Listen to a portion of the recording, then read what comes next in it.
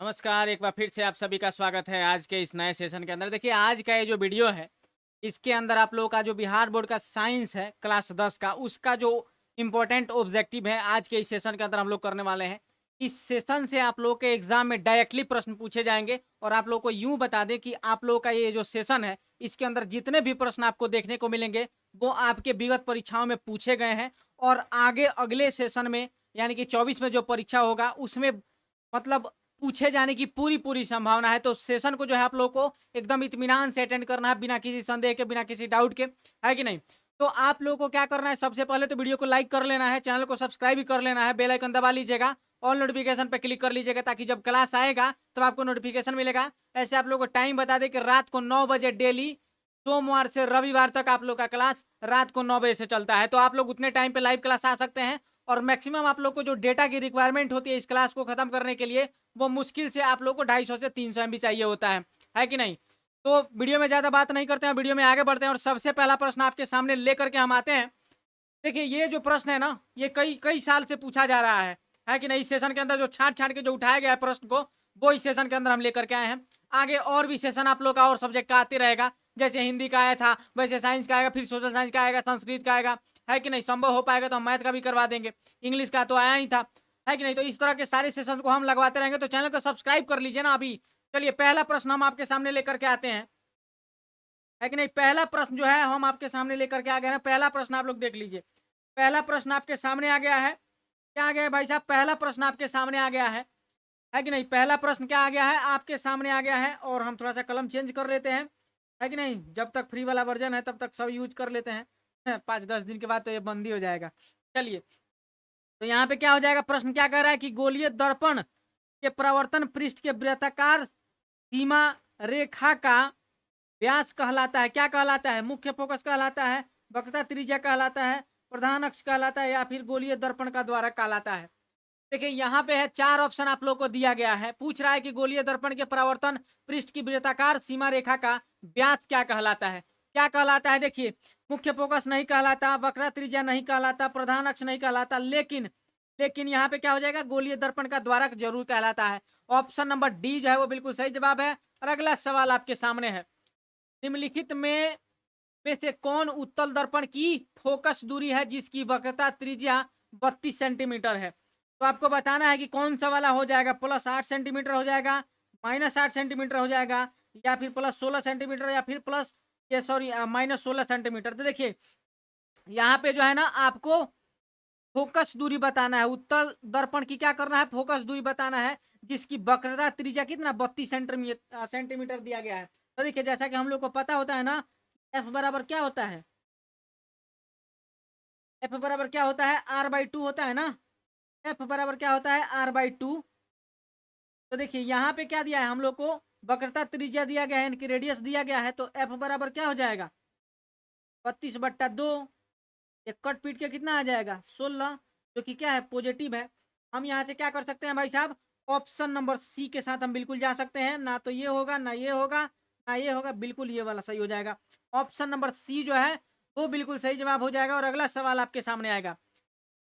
यदि यहाँ पे बिंब है, यदि किसी बिंब का प्रतिबिंब का आवर्धन ऋणात्मक है तो उस प्रतिबिंब की प्रकृति क्या होगी?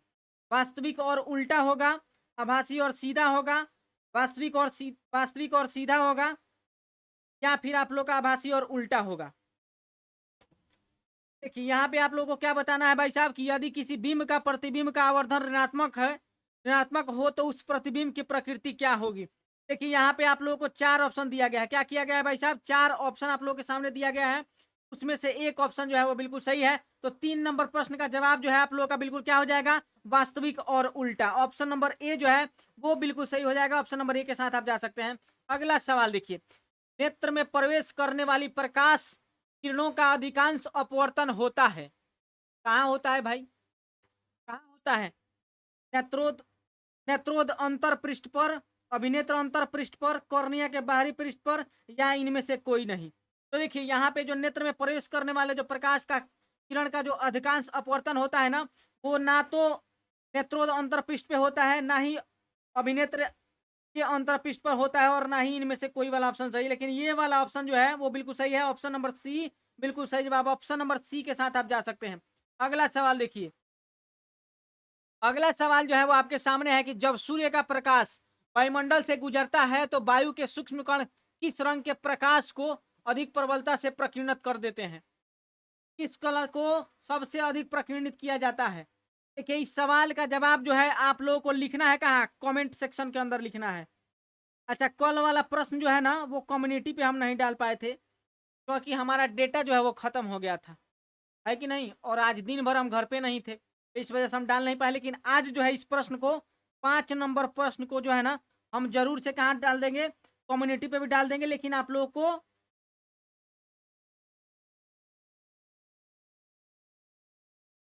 कम्युनिटी पे भी हम डाल देंगे, लेकिन आप लोगों को कमेंट सेक्शन के अंदर भी क्लास खत्म होने के बाद इसका जवाब आप लोगों को जरूर से लिखना है। क्या करना है? जरूर से इस सवाल का जवाब कमेंट सेक्शन के अंदर लिखना है। कहाँ? कमेंट सेक्शन के अंदर, है कि नहीं? तो चलिए अगला सवाल देखिए, भारत में उत्पादित प्रत्यावर्ती विद्युत धारा की आवृत्ति बाप रे कितना बार पूछा गया है? लगभग कम से कम हमको लगता है कि 4-5 साल पूछा गया है इस सवाल को। इस 6 नंबर को सवाल को ना आप लोग ऐसे कर सकते हैं, VVI, है ना? कई बार पूछा गया है और ये कई बार पूछा जाता है। आगे भी पूरी संभावना क्या है? पॉसिबिलिटी है कि ये आप लोग के सवाल, जब सवाल जो है पूरी तरह से पॉसिबल है कि आप लोग के एग्जाम में भी पूछा जाए, है कि नहीं? आप लोग के एग्जाम में भी क्या हो पूछा जाए, तो इस सवाल को क्या कीजिएगा, ध्यान से आप लोगों को करना है। भारत में उत्पादित प्रत्यावर्ती विद्युत धारा की आवृत्ति क्या होती है? 50 हर्ज होती है, 60 हर्ज होती है, 70 हर्ज होती है या फिर 80 हर्ज होती है? आपको बताना है कि भारत में जो ऊर्जा की मतलब जो विद्युत ऊर्जा जो प्रत्यावर्ती विद्युत धारा जो होती है उसकी आवृत्ति आपको बताना है जो उत्पादित होती है कहाँ? इंडिया के अंदर। तो देखिए, ना तो 60 हर्ज वाला होता है, ना 70 हर्ज वाला होता है, ना 80 हर्ज वाला होता है, लेकिन 50 हर्ज वाला निश्चित रूप से होता है। तो क्या हो जाएगा? ऑप्शन नंबर ए के साथ आप जा सकते हैं। अगला सवाल देखिए, 7 नंबर प्रश्न आपके सामने आ गया है। ये है क्या है भाई साहब? आप लोग का न्यूमेरिकल। क्या है न्यूमेरिकल? इसका आंसर हम आप लोगों को बता देते हैं। का आंसर हम आप लोगों को क्या कर देते हैं? बता देते हैं। ऑप्शन नंबर, इस सवाल का जो है ना सॉल्यूशन आपको, सवाल का सॉल्यूशन आप लोग को टेलीग्राम के चैनल पे भेजना है, सॉरी टेलीग्राम के ग्रुप के अंदर भेजना है। सवाल का सॉल्यूशन जो है आप लोगों को करके क्या करना है? सॉल्यूशन करके इस सवाल का, है कि नहीं? हम देखना चाहते हैं कितने लोगों को पता है कि सवाल का जवाब जो है ये है, लेकिन आप लोगों को प्रॉपर उसका सॉल्यूशन करके क्या करना है? प्रॉपर उसका सॉल्यूशन करके हमको सेंड करना है। कहाँ? टेलीग्राम के ग्रुप में भेजना है हमको। टेलीग्राम का लिंक डिस्क्रिप्शन में है, जाके ज्वाइन कर लीजिएगा। चलिए अगला सवाल देखिए, 1 माइक्रो एम्पियर विद्युत धारा निम्नलिखित में कौन सी है? तो देखिए आपको बताना है कि कौन सी है। 10⁻⁴ एम्पियर, 10⁻⁻5, 10⁻⁻6 या फिर 10⁻⁻8, किसके अंदर है? चलिए बताइए। बिल्कुल यहाँ पे क्या हो जाएगा? 1 माइक्रो एम्पियर बराबर, सॉरी 1 माइक्रो एम्पियर विद्युत धारा निम्नलिखित में से कौन सी है आपको बताना है। तो देखिए यहाँ पे बिल्कुल क्या हो जाएगा? ऑप्शन नंबर सी जो है वो बिल्कुल सही हो जाएगा। ना ये होगा, ना ये होगा और ना ही ये होगा, ये वाला बिल्कुल सही है। ऑप्शन नंबर सी जो है वो बिल्कुल सही जवाब है। और अगला सवाल देखिए, किसी क्षण चुंबक के अंदर चुंबकीय क्षेत्र रेखाओं की दिशा क्या होती है? अच्छा, अंदर की बात पूछा जा रहा है कि नहीं? अंदर की बात की जा रही है, तो क्या हो जाएगा? देखिए, बाहर जो होता है ना उत्तर से दक्षिण होता है। अगर ये मान लीजिए आपका कोई क्षण चुंबक है, ठीक है? तो जब बाहर मैग्नेटिक फील्ड का बात करेगा चुंबकीय क्षेत्र का, है कि नहीं? तो उत्तर से दक्षिण की तरफ होगा। और वहीं जब इसके अंदर पूछेगा तो क्या हो जाएगा? दक्षिण से उत्तर की तरफ होता है, उल्टा होता है। बाहर होगा उत्तर से दक्षिण और अंदर होगा दक्षिण से उत्तर। तो ऑप्शन नंबर क्या हो जाएगा? ऑप्शन नंबर ना तो ये होगा, ना सी होगा, ना डी होगा। ऑप्शन नंबर बी बिल्कुल सही हो जाएगा। ऑप्शन नंबर बी, दक्षिण से उत्तरी ध्रुव। अगला सवाल देखिए, घरेलू विद्युत परिपथ में उदासीन तार, बाप रे बाप कितना बार, कम से कम इसको कम से कम ना ये पूछा होगा ना तो 4 से 5 बार पूछा होगा। 4 से 5 बार पूछा होगा, 4-5 साल पूछा है। इस सवाल का जवाब आप लोगों को क्या करना है? बताना है। घरेलू विद्युत परिपथ में उदासीन तार का रंग होता है, कौन सा कलर का होता है? लाल होता है, हरा होता है, काला होता है कि पीला होता है? घरेलू विद्युत परिपथ में उदासीन तार का रंग कैसा होता है? कैसा होता है भाई बताइए फटाक से। लाल होता है, क्या होता है, लाल होता है, हरा होता है, काला होता है कि पीला होता है? तो देखिए या तो क्या, या तो काला होता है या फिर भूरा होता है। ऑप्शन नंबर क्या हो जाएगा, काला। ऑप्शन नंबर क्या हो जाएगा, ना लाल होगा ना हरा होगा और ना पीला होगा, लेकिन कौन सा वाला होगा, ऑप्शन नंबर सी बिल्कुल सही जवाब, ऑप्शन नंबर सी। आप अगला सवाल देखिए, किसी युक्ति में विभक्त वलय दिक् परिवर्तक का कार्य करता है? विद्युत जनित करता है, विद्युत मोटर करता है, गैल्वेनोमीटर करता है या फिर वोल्ट मीटर करता है? कौन सा वाला करता है भाई साहब? चार ऑप्शन आप लोगों के सामने दिया गया है, एक आंसर जो है वो क्या होगा, सही होगा। आपको बताना है विद्युत जनित वाला सही है या फिर आप लोगों का विद्युत मोटर वाला सही है या गैल्वेनोमीटर वाला सही है या फिर वोल्ट मीटर वाला सही है। तो देखिए आप लोगों का जो हम काहे फंस है कि नहीं, तो क्या हो जाएगा यहाँ पे, बिल्कुल ऑप्शन नंबर ए जो है वो बिल्कुल सही जवाब हो जाएगा। ना विद्युत मोटर, ना गैल्वेनोमीटर, ना वोल्ट मीटर, विद्युत जनित्र जो है वो विभक्त विभक्त बल दिक् परिवर्तक का कार्य करता है। ऑप्शन नंबर ए जो है वो बिल्कुल सही जवाब है। और अगला सवाल आपके सामने है, जल विद्युत संयंत्र किस ऊर्जा को विद्युत ऊर्जा में रूपांतरित करता है? अच्छा, जल विद्युत संयंत्र किस ऊर्जा को विद्युत ऊर्जा में रूपांतरित करता है? तो स्थितिज, यहाँ तापीय ऊर्जा को करता है, नाभिकीय ऊर्जा करता है, सौर ऊर्जा करता है या फिर स्थितिज ऊर्जा को करता है? तो देखिए इसके अंदर ना तो तापीय होगा, ना नाभिकीय होगा, ना सौर होगा, लेकिन स्थितिज ऊर्जा जो है वो स्थितिज ऊर्जा को क्या करता है, रूपांतरित करता है। जल विद्युत संयंत्र स्थितिज ऊर्जा को क्या विद्युत ऊर्जा में रूपांतरित करता है। ऑप्शन नंबर डी जो है वो बिल्कुल सही जवाब है। और अगला सवाल आपके सामने है, नरौरा नाभिकीय विद्युत संयंत्र, नरौरा नाभिकीय विद्युत संयंत्र के बारे में आप लोगों को बताना है। किसके बारे में बताना है, विद्युत संयंत्र के बारे में बताना है। कहाँ है भाई साहब, राजस्थान के अंदर है, महाराष्ट्र के अंदर है, उत्तर प्रदेश के अंदर है, गुजरात के अंदर है? ना है राजस्थान के अंदर, ना महाराष्ट्र के अंदर, ना गुजरात के अंदर, उत्तर प्रदेश के अंदर है। कहाँ है, उत्तर प्रदेश के अंदर। ऑप्शन नंबर सी जो है वो बिल्कुल सही जवाब है। अगला सवाल आपके सामने है, निम्नलिखित में से कौन सा बुझा हुआ चूना है, कौन सा बुझा हुआ चूना है, ये वो है या फिर CaOH का होल 2 है या फिर CaCO3 है या फिर CaO है? तो देखिए यहाँ पे है कैल्शियम हाइड्रोक्साइड, नहीं है भाई साहब। कैल्शियम कार्बोनेट, नहीं है भाई साहब। कैल्शियम नहीं है। लेकिन बुझा हुआ चूना का जो है ना वो ये क्या है, CaOH का क्या होता है, होल 2 होता है। तो ऑप्शन नंबर क्या हो जाएगा, ऑप्शन नंबर बी बिल्कुल सही जवाब हो जाएगा। और अगला सवाल आपके सामने आएगा, यहाँ पे दिया गया है zinc plus CuSO4, zinc plus CuSO4 ये अभिक्रिया करता है और यहाँ पे कुछ परिवर्तन आपके सामने लेकर के आता है। यानी कि एक अभिक्रिया हो रहा है, एक रासायनिक अभिक्रिया हो रहा है। इसमें आपको बताना है कि अभिक्रिया किस प्रकार का अभिक्रिया है, संयोजन अभिक्रिया है, स्थापन अभिक्रिया है, द्विविस्थापन अभिक्रिया है या फिर वियोजन अभिक्रिया है। तो देखिए यहाँ पे आप स्पष्ट रूप से देख रहे होंगे कि SO4 के साथ कौन बैठा हुआ है, यहाँ पे कॉपर बैठा है। लेकिन जो ही ये रिएक्शन कंप्लीट हुआ, आप देख रहे हैं कि जिंक जो है वो कॉपर को क्या कर रहा है, विस्थापित कर रहा है। तो यहाँ पे हमको क्या पता चल रहा है कि ना ये संयोजन अभिक्रिया है, ना द्विविस्थापन है, ना ही वियोजन है, लेकिन ये विस्थापन अभिक्रिया है। ऑप्शन नंबर बी आप बिल्कुल टिक कर सकते हैं बिना किसी संदेह के। Option number B is the right answer. और अगला सवाल आपके सामने, कोई बिलियन नीले लिटमस पत्र को लाल कर देता है, इसका पीएच संभवतः होगा। देखिए कोई ब्लू लिटमस जो है ना तो क्या कर देता है, रेड कर देता है। तो जाहिर सी बात है उसकी जो प्रॉपर्टी होगी वो एसिडिक होगी, है कि नहीं, अम्लीय होगी, नहीं ना होगा जी। का गुण क्या होगा, अम्लीय होगा। तो अम्लीय होने के लिए क्या होना चाहिए, 7 से कम होना चाहिए। क्या होना चाहिए, 7 से कम होना चाहिए। और क्षारीय होने के लिए 7 से ज्यादा। यहाँ पे हो जाएगा एसिडिक और यहाँ पे क्या हो जाएगा, बेसिक। तो एसिडिक होने के लिए 7 से कम और बेसिक होने के 7 से ज्यादा। तो हमको क्या पता चला कि ब्लू लिटमस को रेड कर रहा है, ब्लू लिटमस को क्या कर रहा है, ब्लू लिटमस को रेड कर रहा है। तो वो क्या हो जाएगा, ना 5 होगा, ना 8 होगा, ना 10 होगा, लेकिन option number 5, option number A 5 जो है वो बिल्कुल सही हो जाएगा, क्योंकि ये 7 से कम है तो ये इसके पास एसिडिक गुण जरूर होगा, अम्लीय गुण जरूर है। ऑप्शन नंबर ए बिल्कुल सही जवाब। अगला सवाल देखिए, ऑक्जेलिक अम्ल का प्राकृतिक स्रोत निम्न में से कौन है? ऑक्जेलिक अम्ल की बात हो रही है और उसमें भी प्राकृतिक स्रोत पूछा जा रहा है।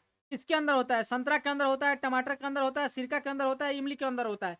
किसके अंदर होता है ऑक्जेलिक अम्ल? तो ना तो संतरा, ना सिरका, ना इमली, लेकिन टमाटर के अंदर जरूर होता है। होता है कि नहीं होता है? बताइए कमेंट सेक्शन के अंदर जल्दी से, फटाफट से जवाब दीजिए। देखिए जोश बना रहना चाहिए, बच्चे कम हो अधिक हो फर्क नहीं पड़ता है। जो एनर्जी है, जो ऊर्जा का लेवल है, जो क्लास को मेंटेन करके रखा जाना चाहिए, वो ऊर्जा सदैव से बना रहता है कि नहीं? तो रतिया को रोज रात को कितना बजे? रात को 9 बजे से मिल रहे हैं। रोज रतिया को कितना बजे मिलिए? रोज रतिया कितना बजे मिलिए? 9 बजे मिलिए। बिल्कुल रात को 9 बजे मिलिए, है ना? बहुत शानदार क्लास चलता है। कैसा क्लास चलता है? शानदार। कितना बजे मिलना है? रात को 9 बजे, है कि नहीं? तो रात को 9 बजे जरूर मिलिए, है कि नहीं? तो ऑप्शन नंबर क्या हो जाएगा? ऑप्शन नंबर बी बिल्कुल सही जवाब हो जाएगा। ऑप्शन नंबर बी बिल्कुल सही जवाब हो जाएगा। रात 9 बजे, हर रोज रात 9 बजे, सोमवार से रविवार। चलिए अगला सवाल देखिए। अगला सवाल आ गया है ना जी। निम्नलिखित में कौन सबसे अधिक अभिक्रियाशील धातु है? अच्छा, सबसे अधिक की बात हो रही है, तो सबसे पहले सबसे अधिक आपको जानकारी हो इससे पहले कि आपको क्या होना चाहिए? अभिक्रिया श्रेणी आपको पता होना चाहिए, है कि नहीं? किसका सबसे अधिक होता है, किसका कम, किसका कम, किसका कम। तो देखिए सबसे पहले जो होता है, सबसे अधिक क्रियाशील जो होता है, सबसे अधिक क्रियाशील जो होता है वो कौन होता है? पहले होता है पोटेशियम होता है कि नहीं? इसको के से सूचित करते हैं। दूसरा होता है सोडियम, सूचित करते हैं। तीसरा क्या होता है भाई साहब? लिथियम को किससे सूचित किया जाता है? एल से सूचित किया जाता है। और उसके बाद से होता है चौथा, क्या होता है? कैल्शियम। क्या होता है? कैल्शियम होता है। इसको किस से सूचित किया जाता है? और एक होता है एल्यूमिनियम। ठीक है, इसको किससे किया जाता है? एल्यूमिनियम। तो देखिए सबसे अधिक जो होता है, सबसे अधिक कौन सा होता है? पोटेशियम होता है। यानी कि आप इसको ऐसे एरो लगा सकते हैं, मतलब ऐसे ऊपर से धीरे धीरे नीचे घट रहा है। मतलब सबसे अधिक जो है ना, देखिए सबसे अधिक पोटेशियम, उसके बाद सोडियम, उसके बाद लिथियम, उसके बाद कैल्शियम, उसके बाद एल्यूमिनियम। तो देखिए लिथियम तो हमारे अंदर नहीं है ना? इस ऑप्शन के अंदर लिथियम कहीं है? नहीं है। तो देखिए सबसे अधिक जो हो जाएगा वो हो जाएगा पोटेशियम, उसके बाद क्या हो जाएगा? सोडियम, उसके बाद हो जाएगा कैल्शियम, है कि नहीं? तब जाके क्या होगा? तब जाके क्या हो जाएगा? मैग्नीशियम। तो यानी कि ऑप्शन नंबर क्या हो जाएगा? ऑप्शन नंबर डी बिल्कुल सही जवाब हो जाएगा। पोटेशियम जो है वो सबसे क्या है? पोटेशियम जो है वो सबसे अधिक क्रियाशील अभिक्रिया अभिक्रिया क्या करना है? इस बात को ध्यान में जरूर रखना है। अगला सवाल देखिए। एक्वा रेजिया, इसको रॉयल जल या फिर शाही जल भी कहा जाता है हिंदी में, कहीं कहीं आपको देखने को मिलेगा शाही जल। क्या होता है भाई साहब? शाही जल। तो आपको शाही जल कह सकते हैं, या फिर रॉयल जल भी आप कह सकते हैं, या फिर एक्वा रेजिया इसको कह सकते हैं। किस अनुपात में सांद्र हाइड्रोक्लोरिक अम्ल और सांद्र नाइट्रिक अम्ल का ताजा मिश्रण होता है? 2:3 का, 3:2 का, 2:3 का, 3:1 का, या फिर 1:3 का? तो देखिए इस सवाल का जो सही जवाब है वो क्या हो जाएगा? ना तो 3:2, ना 2:3, ना 1:3। ये 3:1 के अनुपात में होता है। शाही जल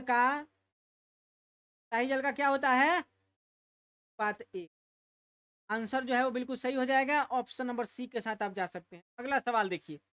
निम्न में से किसका अर्थ जल होता है? पेट्रो का जल होता है, टर्बो का जल होता है, नाइट्रो का जल होता है, कि हाइड्रो का जल होता है? किसका मतलब जल होता है? ना तो पेट्रो होता है, ना टर्बो होता है, ना नाइट्रो होता है, लेकिन हाइड्रो जो है भाई साहब, हाइड्रो जो है आप इसके साथ जा सकते हैं। हाइड्रो का अर्थ जो है वो जल होता है कि नहीं? जहां हाइड्रो का, वहीं हाइड्रो आपको जुड़ा हुआ मिले, मतलब समझ लीजिए उसके अंदर पानी का अणु शामिल है। तो चलिए ऑप्शन नंबर क्या हो जाएगा? ऑप्शन नंबर डी बिल्कुल सही जवाब। अगला सवाल देखिए। प्रोपेन का आणविक सूत्र C3H8 है। इनमें 7 सहसंयोजक आबंध है, 8 सहसंयोजक आबंध है, 9 सहसंयोजक आबंध है या फिर 10 सहसंयोजक आबंध है। इस प्रश्न को ना वीवीआई में डाल लीजिए। क्या कीजिए, वीवीआई जितना वीवीआई लिखा है इसको कॉपी में कहीं लिख लीजिएगा, है ना। जब कहियो ना पढ़ने का मन करे तो यह प्रश्नों को उठा के देखिएगा। जब कहियो पढ़ने का मन ना करे तो जितना के अगड़िया हम वीवीआई लिख देते हैं ना इसे घेर के, उसको क्या कीजिएगा, कॉपी में लिख लीजिएगा। कहीं कॉपी में खाली क्वेश्चनवा आंसरवा लिख लीजिएगा, सब ऑप्शनवा नहीं लिखिएगा, लेकिन क्वेश्चनवा उसका आंसरवा लिख लीजिएगा। जब नहीं कोई पढ़ने का मन करे बस उसी को उठा के एक बार पढ़ लीजिएगा, है ना, ताकि उससे आपका जो मतलब अत्यधिक प्रश्न बनाने की जो संभावना आपके परीक्षा में वो बनी रहेगी। तो चलिए यहाँ पे आपको बताना है कि कितना इसके अंदर संयोजक सह संयोजक आबंध है। तो देखिए 3 गो कार्बन है, तो 1 कार्बन 2 कार्बन और 3 कार्बन। हम लोग को इसके ऊपर 8 गो हाइड्रोजन बैठाना है। तो देखिए एगो यहाँ बैठ जाएगा, एगो यहाँ बैठ जाएगा, यहाँ बैठ जाएगा, एगो बैठेगा इसके मूड़ी पे, फिर इसके द्वारा बैठेगा, सॉरी इसके नीचे बैठेगा, एगो इसके माथा पे बैठेगा, एगो यहाँ इसके माथा पे बैठेगा, फिर एगो इसके अगुआरा बैठेगा, एगो पिछवाड़ा बैठेगा। तो देखिए कय गो आबंध हो रहा है, यहाँ पे हो गया 1, ये हो गया 2, 3, 4, 5, 6, 7, 8, 9 और ये। तो कुल मिला के इसके अंदर कितना आबंध हो गया, तो 10 गो सहसंयोजी आबंध हो गया। कितना हो गया, 10 गो सहसंयोजी आबंध हो गया। तो ना तो 9 गो और ना 8 गो ना 7 गो, लेकिन 10 गो जरूर है। तो ऑप्शन नंबर क्या हो जाएगा, ऑप्शन नंबर डी जो है वो बिल्कुल सही जवाब हो जाएगा। और अगला सवाल आपके सामने आएगा, आधुनिक आवर्त सारणी में बाईं से दाईं ओर जाने पर परमाणु साइज बढ़ता है कि घटता है, अपरिवर्तित रहता है, इनमें से कोई नहीं। देखिए आधुनिक आवर्त सारणी में बाएं से दाएं ओर जाने पर क्या होता है, साइज उसका आकार घटता है, बढ़ता है कि घटता है कि अपरिवर्तित रहता है, इनमें से कोई नहीं। तो देखिए ना तो घटता है ना अपवर्तित होता है कि नहीं, और ना ही इसमें से ई वाला ऑप्शन सही होगा, लेकिन ई वाला ऑप्शन बिल्कुल सही हो जाएगा। आधुनिक आवर्त सारणी में बाएं से दाएं ओर जाने पर परमाणु साइज का आकार क्या होता है, परमाणु साइज का आकार क्या होता है भाई साहब, घटता है। क्या होता है, घटता है। तो ऑप्शन नंबर क्या हो जाएगा, ऑप्शन नंबर बी बिल्कुल सही हो जाएगा। और अगला सवाल आपके सामने आएगा, 23 नंबर सवाल जो है आपके सामने आ गया है। कितना नंबर सवाल, 23 नंबर सवाल आपके सामने है। बिल्कुल क्या हो जाएगा, 23 नंबर सवाल आपके सामने आ गया है। 1 मिनट थोड़ा रुक जाइए, बहुत अर्जेंट कॉल आ रहा है। हाँ जी, तो देखिए यहाँ पे क्या हो जाएगा, आप लोग क्या बताना है कि आधुनिक आवर्त सारणी में कितने ऊर्ध्वाधर स्तंभ होते हैं, मतलब होरिजेंट, अरे क्या बोलते हैं उसको, वर्टिकल बोलते हैं ना, तो क्या बोलते हैं, वर्टिकल बोलते हैं। ऐसे वाला जो रहता है ना, ऐसे वाला, उसको बताना है कितने होता है आवर्त सारणी के अंदर। तो देखिए ना तो 7 होता है, ना 9 होता है, ना 15 होता है, लेकिन 18 को जरूर होता है। गिनिएगा ना ऐसे वाला तो आपको पता चल जाएगा, है कि नहीं, पता चल जाएगा 18 को उसके अंदर होता है। ऑप्शन नंबर डी जो है वो बिल्कुल सही जवाब है। और अगला सवाल आपके सामने है, अगला सवाल क्या है भाई आपके सामने है, अगला सवाल देख लीजिए। अगला सवाल आप लोग बिल्कुल देख लीजिए, यहाँ पे आ गया है अगला सवाल। चलिए सल्फ्यूरिक अम्ल का अणु सूत्र होता है, उसका आप लोग को फॉर्मूला बताना है, किसका, सल्फ्यूरिक अम्ल का। सल्फ्यूरिक अम्ल का क्या करना है भाई, सल्फ्यूरिक अम्ल का क्या करना है, सल्फ्यूरिक एसिड का आप लोग को फॉर्मूला बताना है। बताइए क्या होता है, H2SO7, H2SO4, H2S2O3 या फिर H2S2O8। तो देखिए ये भी गलत, ये भी गलत, ये भी गलत। सल्फ्यूरिक एसिड का जो सूत्र होता है वो होता है H2SO4, यानी कि ऑप्शन नंबर बी जो है वो बिल्कुल सही हो जाएगा। और अगला सवाल आपके सामने आएगा, अगला सवाल देखिए, जब मैग्नीशियम फीता को जलाया जाता है तो उत्पन्न आग की लौ होती है, उसमें से जो लौ निकलता है ना, है कि नहीं, जो उसमें से लौ निकलता है, लाफ जिसको हम लोग हिंदी में बोलते हैं, भोजपुरी में बोलते हैं बड़ा लाफ फेंकता, तो उसमें से जो लौ निकलता है ना, जैसे ये मान लीजिए मोमबत्ती है, यहाँ पे वो मोमबत्ती जल रहा है, इसमें से कुछ लपटा नहीं निकलता है, ऐसे ऐसे निकलता है कि नहीं लपटा। कि लौ को पूछ रहा है कि कौना कलर का होता है, क्या कलर का होता है, नीला कलर का होता है, चमकीला उजला होता है या फिर लाल होता है। चलिए फटाक से बता दीजिए कि मैग्नीशियम फीता को जलाया जाता है तो ऊपर उत्पन्न आग की लौ होती है। तो देखिए ना पीला कलर का होता है, ना नीला कलर का होता है, ना लाल कलर का होता है, चमकीला उजला होता है, बड़ा तीखा चमकता है कि नहीं? तो ऑप्शन नंबर क्या हो जाएगा? ऑप्शन नंबर सी बिल्कुल सही जवाब हो जाएगा। और अगला सवाल आपके सामने आएगा, पादप में फ्लोएम उत्तरदायी है। फ्लोएम,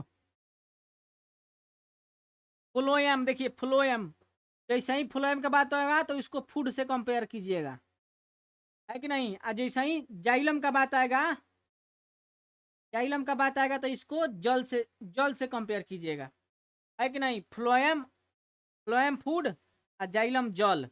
यानी कि फ्लोएम जो होता है वो फूड को ढोने के लिए उत्तरदायी होता है और जाइलम जो है वो जल भेजता है ना, उसका संवहन करता है। तो देखिए पादप में जो फ्लोएम है वो किसका, ना जल का करता है, ना एमिनोल एमिनो अम्ल का करता है, ना ऑक्सीजन का करता है, ये भोजन का संवहन करता है। क्या करता है?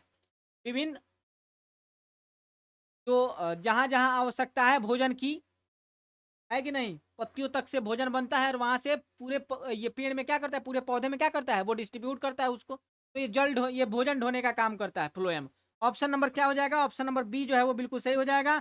अगला सवाल आपके सामने आएगा, अगला सवाल आपके सामने, निम्नलिखित में से कौन से यंत्र का उपयोग उपयोग रक्तदाब मापने के लिए किया जाता है?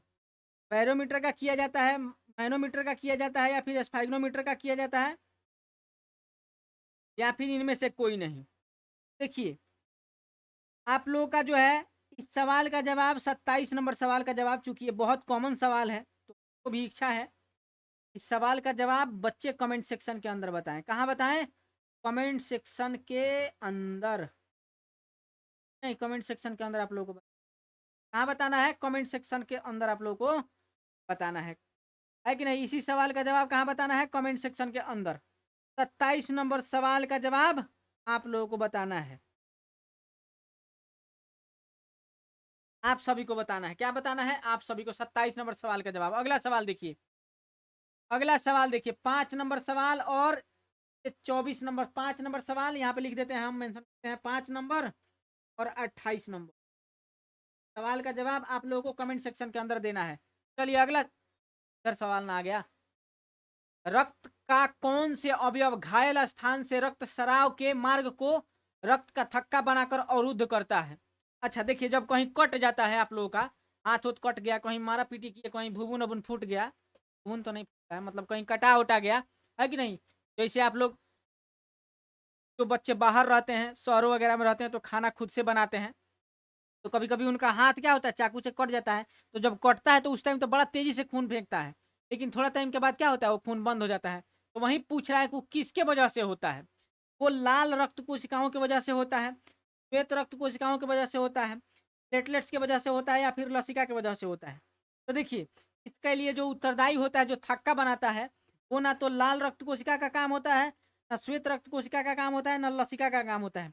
वो जो थक्का बनाने का काम होता है ना, वो प्लेटलेट्स करता है कि नहीं? प्लेटलेट्स। ऑप्शन नंबर सी जो है वो बिल्कुल सही जवाब है। और अगला सवाल आपके सामने है, अगला सवाल क्या है भाई? आपके सामने है, ओटू ग्रंथि को थायरोक्सिन हार्मोन बनाने के लिए क्या आवश्यक है? सोडियम आवश्यक है, क्लोरीन आवश्यक है, या फिर फास्फोरस आवश्यक है? तो देखिए यहाँ पे जो है ओटू ग्रंथि को थायरोक्सिन हार्मोन बनाने के लिए ना जो आवश्यक है कि नहीं, जो आवश्यक है वो क्या है? सोडियम आवश्यक है। मतलब आपको अगर आयोडीन भी अगर दिखे ना, आयोडीन अगर दिखे, है ना, क्या दिखे? आयोडीन,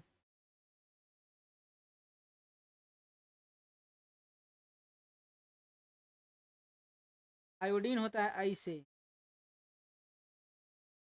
है ना? जब आयोडीन दिखे या फिर सोडियम दिखे तो आप उसको टिक कर सकते हैं। क्लोरीन नहीं होगा, फास्फोरस नहीं होगा, सभी वाला तो कोई बातें नहीं है। ऑटो ग्रंथि को थायरोक्सिन हार्मोन बनाने के लिए किसकी जरूरत है?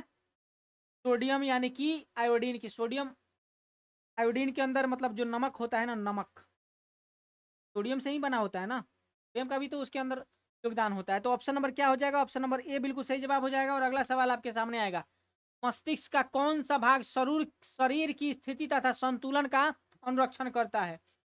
बताइए फटाक से। यहाँ पे क्या हो जाएगा? 30 नंबर प्रश्न आपके सामने आ गया है, मस्तिष्क का कौन सा भाग शरीर की स्थिति तथा संतुलन का अनुरक्षण करता है? अग्र मस्तिष्क, मध्य मस्तिष्क या फिर अनुमस्तिष्क या इनमें से सभी? तो देखिए इसका जो काम है, शरीर की स्थिति और संतुलन का जो अनुरक्षण का कार्य जो है ना, वो सेरिबेलम का होता है। किसका होता है भाई? सेरिबेलम का होता है। सेरिबेलम का होता है। इसको अंग्रेजी में सेरिबेलम बोलते हैं और हिंदी में क्या बोलते हैं? अनुमस्तिष्क बोलते हैं। तो ऑप्शन नंबर सी जो है क्या हो जाएगा? ऑप्शन नंबर सी बिल्कुल सही हो जाएगा। अग्र मस्तिष्क नहीं, मध्य मस्तिष्क नहीं, इनमें से सभी नहीं। ऑप्शन नंबर सी बिल्कुल सही जवाब, अनुमस्तिष्क। अगला सवाल देखिए, पादप हार्मोन साइटोकाइनिन सहायक है। इस सवाल को लिखिए, इस सवाल को क्या लिखिए? ऐसे वाला लिखिए। इस सवाल को क्या कीजिए? ऐसे लिख लीजिए, VVI है कि नहीं? इसको आप ऐसे भी लिख सकते हैं, इंपॉर्टेंट को माध्यम से भी आप इसको। तो देखिए पादप हार्मोन साइटोकाइनिन का जो सहायक है वो प्रारोह के अग्रभाग की लंबाई की वृद्धि के लिए है, तने की वृद्धि के लिए है, या फिर पादप का प्रकाश की ओर मुड़ने के लिए है, या इनमें से सभी? देखिए साइटोकाइनिन का जो मुख्य कार्य होता है ना, वह प्रारोह का अग्रभाग की लंबाई में वृद्धि के लिए उत्तरदायी होता है। तो ऑप्शन नंबर ए जो है वो बिल्कुल सही जवाब है। ऑप्शन नंबर ए बिल्कुल सही जवाब है। ये नहीं और चलिए ऑप्शन नंबर ए बिल्कुल सही जवाब। अगला सवाल देखिए, हाइड्रा में प्रजनन की विधि निम्नलिखित में से कौन है? हाइड्रा में प्रजनन की विधि निम्नलिखित में से कौन है? कायिक प्रवर्धन से होता है, बीजाणु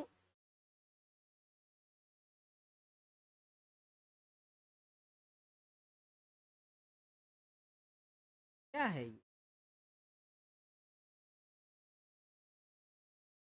कायिक प्रवर्धन से होता है, बीजाणु से होता है, मुकुलन से होता है, फिर विखंडन से होता है। तो देखिए यहाँ पे क्या हो जाएगा? हाइड्रा के अंदर जो होता है ना, वो जो प्रजनन होता है वो मुकुलन के द्वारा होता है। ऑप्शन नंबर सी जो है वो बिल्कुल सही जवाब हो जाएगा। अगला सवाल आपके सामने आएगा, पुष्प का कौन सा भाग पराग कण बनाता है? पुष्प का कौन सा भाग बाह्य दल बनाता है, पंखुड़ी बनाता है, पुंकेसर बनाता है, या फिर स्त्री केसर बनाता है? चार ऑप्शन जो है आपके सामने दिया हुआ है। एक उत्तर जो होगा वो क्या होगा? सही होगा। आपको वही चुन के बताना है कि कौन सा वाला सही होगा, बाह्य दल, पंखुड़ी, पुंकेसर या फिर स्त्री केसर। कौन सा वाला सही होगा बताइए? बिल्कुल यहाँ पे देखिए, यहाँ पे क्या हो जाएगा? ना बाह्य दल होगा, क्या हो जाएगा? ना बाह्य दल होगा, ना पंखुड़ी होगा, ना स्त्री केसर होगा। यहाँ पे क्या हो जाएगा? पुंकेसर हो जाएगा। ऑप्शन नंबर सी जो है वो बिल्कुल सही जवाब है। ऑप्शन नंबर सी।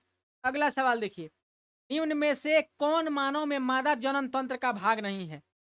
मानव में मादा जनन तंत्र पूछ रहा है कि जिसका भाग नहीं है। अंडाशय तो है, गर्भाशय भी है, डिंबवाहिनी भी है, लेकिन शुक्रवाहिका जो है वो नहीं है। ये किसके अंदर का है? मेल के अंदर का होता है कि नहीं? तो ऑप्शन नंबर क्या हो जाएगा? ऑप्शन नंबर क्या हो जाएगा? ऑप्शन नंबर सी बिल्कुल सही जवाब हो जाएगा। ऑप्शन नंबर सी बिल्कुल सही जवाब। अगला सवाल देखिए, वंशागत नियमों का प्रतिपादन किसने किया था?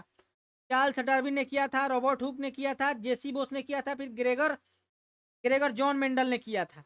तो देखिए ये काम जो था वो मेंडल जी का था। ऑप्शन नंबर डी जो है वो बिल्कुल सही जवाब है। और अगला सवाल आपके सामने है, स्त्रियों में लिंग गुण सूत्र लिख लीजिए इधर। तो इसको ना अभी पक्का कर लीजिए, ये पक्का इस साल आप लोग के एग्जाम में पूछेगा, पक्का से पक्का पूछेगा। लिख लीजिए इसको, है कि नहीं? पूरे कॉन्फिडेंस के साथ लिखिए। तो किसके साथ लिखिए? कॉन्फिडेंस के साथ, पूरे आत्मविश्वास के साथ लिखिए। ये बिल्कुल पूछा जाएगा इस सेशन के अंदर। इस 24 में जो एग्जाम होगा ना, ये पूछा जाएगा। स्त्रियों में लिंग गुणसूत्र का युग्म होता है, एक्स वाई होता है, ये तो मेल वाला है। एक्स एक्स होता है, यही वाला है। वाई वाई जो है ये वाला नहीं है, ये वाला है। ऑप्शन नंबर बी जो है वो बिल्कुल सही जवाब है। ऑप्शन नंबर बी बिल्कुल सही जवाब है। अगला सवाल देखिए, मंड परीक्षण के लिए हरी पत्ती पर आयोडीन डालने से पहले पत्ती को अल्कोहल में उबाला जाता है। मंड को घोलने के लिए, गलत बात। मंड को घोलने के लिए नहीं, इसके लिए नहीं। पत्ती को मुलायम करने के लिए, ये भी जरूरी नहीं है। इनमें से सभी करने के लिए, बिल्कुल गलत बात। उसके ऊपर से क्लोरोफिल को हटाने के लिए ऐसा किया जाता है। क्या किया जाता है? के ऊपर से क्लोरोफिल को रिमूव करने के लिए, क्या करने के लिए? रिमूव करने के लिए ऐसा किया जाता है। तो ऑप्शन नंबर बी जो है वो बिल्कुल सही हो जाएगा। और अगला सवाल आपके सामने आएगा, स्लाइड को सर्वप्रथम कंपाउंड माइक्रोस्कोप से देखा जाता है। जूमिंग का पूछ रहा है, कितना जूम पे देखा जाता है? 5x पर, 10x पर, 25x पर, या फिर 45x पर? तो ना तो 5x पर, ना 25x पर, ना 45x पर, लेकिन 10x पर सबसे पहले देखल जाला। तो ऑप्शन नंबर क्या हो जाएगा? ऑप्शन नंबर बी जवाब बिल्कुल सही जवाब हो जाएगी। अगला सवाल देखिए, दो तंत्रिका कोशिकाओं के मध्य खाली स्थान को क्या कहते हैं?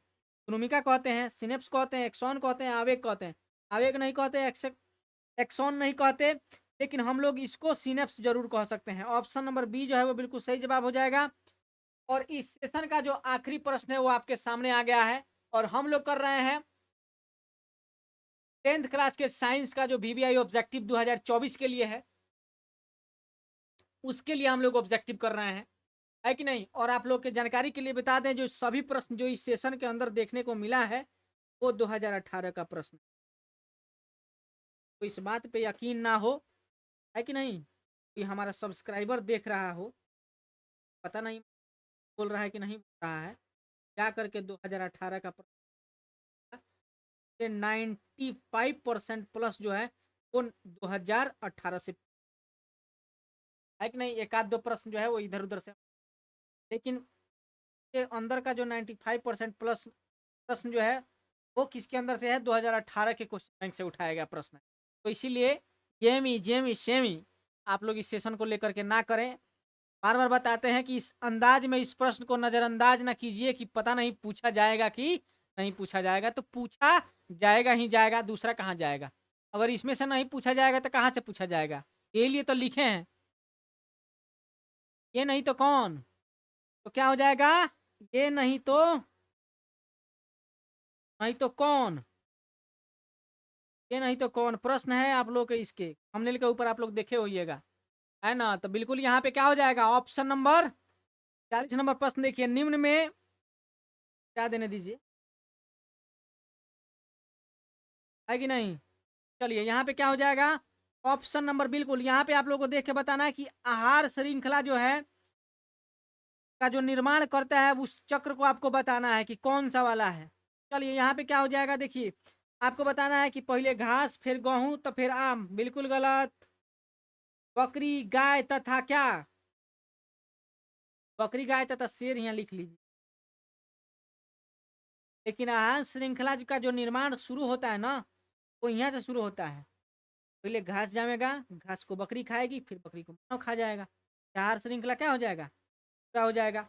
और इसमें बकरी, गाय तथा शेर, अब देखिए बकरी खाएगी, बकरी बकरी को गाय थोड़े खाएगा, गाय को भले शेर खा सकता है, लेकिन ये इसको का क्या भक्षण नहीं कर सकता है। और घास तो बकरी खा लेगी, बकरी को मछली खाएगी क्या? नहीं खाएगी। तो ये भी गलत, ये भी गलत, ये वाला सही। ऑप्शन नंबर बी जो है वो बिल्कुल सही हो जाएगा। उम्मीद करते हैं कि आप लोगों को ये पूरा सेशन जो है, क्या है भाई साहब, सेशन जो है वो अच्छा लगा होगा।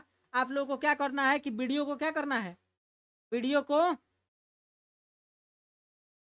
वीडियो को क्या करना है, सबसे पहले तो लाइक कर लीजिएगा। उसके बाद क्या करना है, इसको सब्सक्राइब कर लेना है। उसके बाद क्या करना है, शेयर करना है कि नहीं? वीडियो को क्या करना है, मोस्ट इंपॉर्टेंट काम में है कि इतना काम करके जल्दी से हमारा नंबर 1 के कंप्लीट करवा दीजिए। आप लोग का बहुत बहुत आभारी रहेंगे हम, है कि नहीं? क्या रहेंगे? आभारी रहेंगे। तो चलिए यहाँ से आप लोगों को क्या करना है, सबसे पहले लाइक करना है, फिर उसको सब्सक्राइब करना है, जो लोग नहीं किए उनके लिए है। और शेयर तो सब किसी को करना है, सब किसी को शेयर करना है अपने दोस्त यार के साथ, जहाँ पे भी। और हाँ, जो आप लोग को एक 5 नंबर जो आप लोग को दिए हैं ना, किसका, ये आप लोग का जो उसके अंदर जो न्यूमेरिकल था, है ना, जो न्यूमेरिकल था, उसको क्या करना है, उसको सॉल्व करके हमको टेलीग्राम के ग्रुप के अंदर डाल देना है। टेलीग्राम का ग्रुप खुला है, आप जाके वहाँ पे उसको ज्वाइन कर सकते हैं। क्या करना है, वो टेलीग्राम के ग्रुप के अंदर डाल देना है। चलिए बहुत बहुत धन्यवाद, और फिर मिलेंगे आप लोगों से कल। तब तक के लिए सब किसी को शुभ रात्रि। हाँ, कोई समस्या हो किसी प्रश्न के अंदर तो आप कमेंट सेक्शन में कमेंट कर सकते हैं, उस समस्या का समाधान वहीं पे कर देंगे। चलिए बहुत बहुत धन्यवाद, एक बार फिर से सब किसी को शुभ रात्रि।